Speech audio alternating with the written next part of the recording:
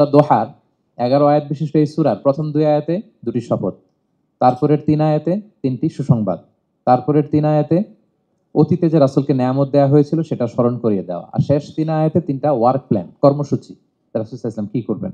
Clear হয়ে গেছে না সূরাটা? আসুন এবার তাফসীরে ঢুকি। আল্লাহ তাআলা বললেন ওয়াদ-দোহা, নবী আলোর শপথ। আলো, দোহা মানে আলো। আমার সাথে আওয়াজ করে বলুন, দোহা মানে কি? আলো, সকালের আলো, প্রভাতের সূর্য কিরণ। দিনের প্রথম অংশে একটা সানশাইন থাকে না, খুব চমৎকার লাগে 9টা 10টার দিকে, হ্যাঁ সানশাইন। এই সকালের সানশাইনটাকে আরবিতে বলে দোহা। এজন্য এই সময় আল্লাহর হাবিব সাল্লাল্লাহু আলাইহি ওয়াসাল্লাম নামাজ পড়তেন, এটাকে বলে সলাতুদ দোহা, মানে দোহার নামাজ। এটাকে বলে সলাতুদ দোহা, দোহার নামাজ।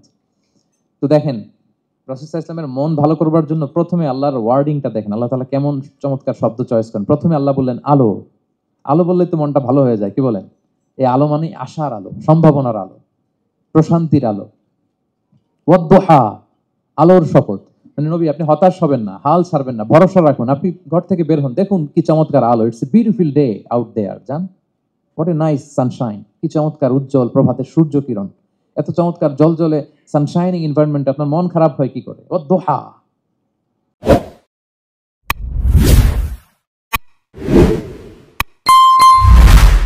ভিডিওটি ভালো লাগলে আমার আম্মুর জন্য দোয়া করবেন।